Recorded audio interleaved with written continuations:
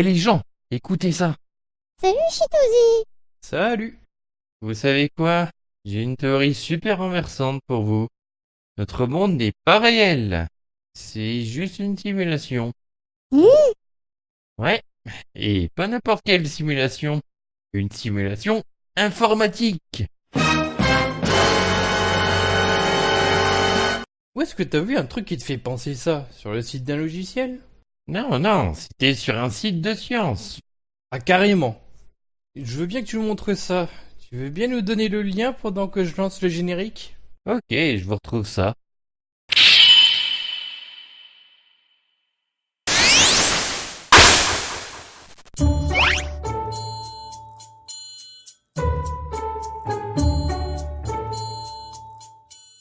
Bonjour, bonsoir, bonne nuit pour InnoLife. Fête. Eh ouais, nous aussi on est là.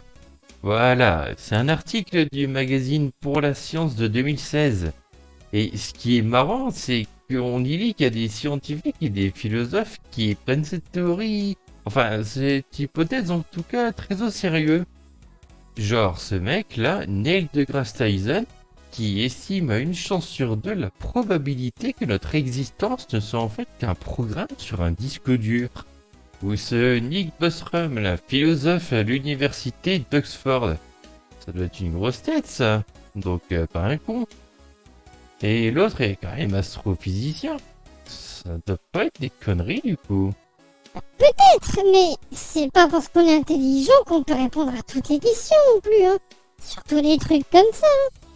C'est vrai ça, hein? D'ailleurs, ça m'amène à enfin pouvoir parler des arguments fallacieux et des paralogismes, ça, hein? Ah merde. Tu penses que j'en ai fait un?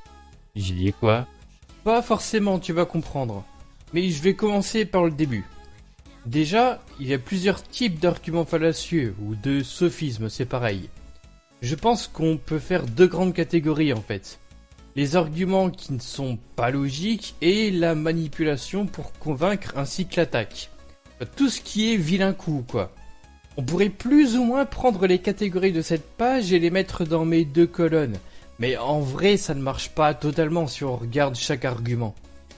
Dans la première catégorie, il y a donc la manipulation de l'esprit. Ouais, je sais, ça paraît totalement illogique, mais les arguments qui sont là-dedans peuvent être faits de toute bonne foi, sans volonté de manipuler l'autre en réalité. Il y a aussi ce qu'elles appellent les déductions erronées, certaines des manipulations de contenu, sachant que là aussi, il y en a là-dedans qui en réalité peuvent être faites de manière involontaire, les confusions entre cause et effet, beaucoup l'argument circulaire, Aussi connu sous le nom d'argument des tracts religieux. La Bible dit vrai. La preuve, la Bible dit que c'est vrai. et donc du côté des coups d'enfoiré, on a la plupart des appels aux émotions, certaines manipulations de contenu, mais bon, je mettrai ça dans les deux colonnes parce que ça dépend des arguments et des situations. Avec le bon vieux mensonge du style la couleur rose des cheveux d'Epsilon est naturelle. Mais c'est vrai, sale con. Et bien entendu, il y a les attaques. Dont les attaques personnelles comme sale con. Oh, mais tu vas arrêter. Ok, désolé. Mais sérieusement, là, cette page part du principe que la personne qui balance ces types de conneries est malhonnête. La page parle bien d'erreur et de manipulation. Et le terme fallacieux peut renvoyer à quelque chose de tout simplement faux selon le Wiktionnaire. En fait, il existe le terme paralogisme qui est en fait un argument fallacieux involontaire. Bon, honnêtement, dans la pratique, on a tendance à utiliser couramment le mot sophisme pour un argument fallacieux volontaire ou non. Ça m'arrive souvent de montrer des définitions de dictionnaire dans mes vidéos, mais... ouais... N'oubliez pas que dans la vraie vie, les gens ont des définitions des mots qui varient, hein. Ah ouais, c'est pour ça qu'il y a des malentendus des fois. Vaut mieux demander à la personne qu'elle entend par tel mot quand on n'est pas sûr du coup. Au fait, quand j'avais cité les mecs tout à l'heure qui prenaient l'hypothèse de la simulation au sérieux, si j'ai dit une bêtise, j'ai paralogisé du coup, hein. Ah mais c'est vrai, on parlait de ça à la base. Ouais, il serait temps d'arriver où je voulais en venir. Dire que quelque chose est vrai ou faux en se basant sur la vie d'un tel, ça s'appelle un argument d'autorité. Et c'est mal. Ça n'a pas l'air d'être une mauvaise idée pourtant. Eh bien, c'est là où il y a une particularité avec cet argument. C'est que même s'il est toujours dans les listes des sophismes, l'argument n'est pas forcément mauvais, hein. Il peut au contraire être bon, hein. Si la personne qu'on cite est un expert du domaine dont on parle, en général, ce sera un bon argument d'autorité. Si tu te poses une question sur la plomberie, tu peux demander à Mario. Si tu cherches une bêtise à faire, tu demandes à Bart Simpson. Et si tu veux des conseils pour élever une licorne, tu demandes à une licorniste? Ben, on en a toujours pas vu à ma connaissance depuis le premier épisode de l'émission, donc si tu trouves une licorniste... non, méfie-toi. Ah ouais, comme pour tes cheveux roses naturels, on sait pas s'ils existent. Mais ferme-la! Et d'abord, si on ne sait pas, comment tu peux autant maîtriser le sujet, hein? Et donc, à l'inverse, si votre boucher a une théorie astrophysique, ben il y a plus de risques qu'il dise des bêtises, hein. Bon, en vrai, il peut se passionner pour l'astrophysique à côté et dire des choses justes, hein, mais bon, voilà quoi. J'ai une tante qui est comme ça. Elle donne toujours son avis sur tout. J'ai même un ami qui fait un peu pareil. Oh, t'inquiète pas, on en a tous et toutes des comme ça. Oh, wait. Sinon, les deux que j'ai cités, ils rentreraient dans quelle catégorie? Vu le postulat, c'est pas un cas simple, hein. Le premier, Neil deGrasse Tyson, est un astrophysicien, ce qui veut dire qu'il étudie l'univers via la physique, pour résumer à l'arrache. Donc je suppose que ça ait du sens qu'il donne son avis là-dessus. Le deuxième, Nick Bostrom, est un philosophe. Et là, c'est un peu particulier parce que c'est pas une discipline scientifique en elle-même.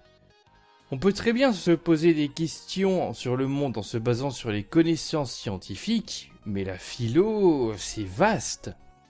Certains et certaines philosophes vont se contenter de réfléchir avec le monde physique qui nous entoure, alors que d'autres peuvent avoir des réflexions qui vont au-delà, qui sont plus spirituelles. Et elle peut aussi ne pas en être et être juste un prétexte pour raconter des conneries. Quoique, dans mes dernières vidéos, j'avais un peu dépassé ce stade d'humour purement absurde. D'ailleurs, cette hypothèse de réalité simulée par ordinateur entre plus dans la deuxième catégorie. Il y a quand même une particularité avec Nick Bostrom. Il est également informaticien. Mais bon, vu que l'hypothèse est assez extraordinaire, ça n'aide pas à savoir s'il a raison ou non. Franchement, ça doit être vrai. On peut déjà créer des mondes assez poussés dans les jeux aujourd'hui. Déjà à l'époque, avec les Shenmue, on avait un monde super vivant. Et évidemment, les personnages n'étaient pas conscients qu'ils n'étaient que des données. Donc c'est sûrement pareil avec nous. Du coup, on croit qu'on fait les choses selon notre volonté, mais en fait, on fait selon là où les personnes qui nous ont programmés. N'importe quoi. Comme si j'étais dans un ordinateur et que j'étais contrôlé par quelqu'un. Ouais, ce serait bizarre, hein. Bon, vu comment on peut améliorer notre monde, par contre, je n'irai pas jusqu'à vénérer mes programmeurs ou programmeuses, hein. Le pire, c'est qu'on a des idées pour corriger les bugs. Je me demande ce qu'ils foutent. Peut-être qu'elles n'arrivent pas à se décider entre les idées qui s'opposent entre elles. Ou que ce monde est créé par Microsoft et qu'elles en corrigent un sur 10. Ou que ce sont des licornes et que du coup, on les cherche encore. Ouais, bon. Et si tu essayes de me prouver qu'il n'y a pas de simulation dite programmeuse en dehors de notre monde? Non, désolé, mais c'est en général impossible de prouver que quelque chose n'existe pas. Du coup, c'est bel et bien à toi d'essayer de nous prouver pourquoi ce que tu penses est vrai. Ça fait partie des sophismes et paralogismes, ça d'ailleurs. Ça s'appelle le renversement de la charge de la preuve. Bon, étonnamment, il est pas sur la liste que j'ai montrée, mais il y est sur d'autres. Oups. Mais finalement, tu en penses quoi, toi? Bah, en soi, j'ai pas de raison d'y croire. Et oui, il y a des personnalités du monde scientifique qui prennent ça au sérieux. L'astrophysicien Neil deGrasse Tyson Elon Musk, qui est trop 1000 choses à la fois selon sa fiche Wikipédia, dont ingénieur en aérospatial et programmeur. Mais bon, pour les quelques articles et vidéos que j'ai vus sur le sujet, tout ce que j'ai vu ce sont des expériences de pensée. C'est-à-dire qu'il faut vraiment utiliser notre imagination et se faire un ensemble d'hypothèses pour donner du sens à cette idée. Un peu comme les théories de fans dans la fiction que j'avais évoquées dans le 4e épisode de Pensée sceptique. Et je ne vois pas ce qui nous permettrait d'aller plus loin que ça en fait. Mais c'est un peu comme ça qu'on fait une hypothèse qu'on teste sans suite, non? Bah si, mais là on est dans un domaine philosophique qui se veut être en dehors du monde matériel que l'on connaît. On appelle ça de la métaphysique. Et je dis pas, ça peut être marrant de faire des expériences de pensée, quitte à accepter certaines prémices pour avancer de nos petites théories. Mais à partir du moment où on veut prendre ça au sérieux et envisager que ce genre de théorie peut être vrai, comment on le démontre concrètement? N'oubliez pas, dans le premier épisode de l'émission, j'avais parlé de recherche systématique de l'erreur. Donc essayer de réfuter l'hypothèse, voir quels éléments inconnus ça comporte, voir donc s'il n'y a pas d'hypothèse avec moins d'inconnus, Razor d'Occam, tout ça. Et justement, à part à la partie Razor d'Occam, ça me paraît techniquement irréfutable dans le sens invérifiable. Bon, cependant, je mettrai quand même des liens d'articles et de vidéos en plus de l'article de Pour la Science parce que je trouve que les arguments avancés par ces expériences de pensée sont marrants. Et pas dans le sens où je me moquerai de ces arguments ni de ceux qui les avancent. Non, c'est vraiment le mécanisme qui les incite à donner leurs arguments et même les arguments qui en résultent, ils sont intéressants à leur manière en fait. Bon, même si c'est critiquable d'un point de vue sceptique. Et puis, a priori, c'est une croyance qui ne devrait faire du mal à personne.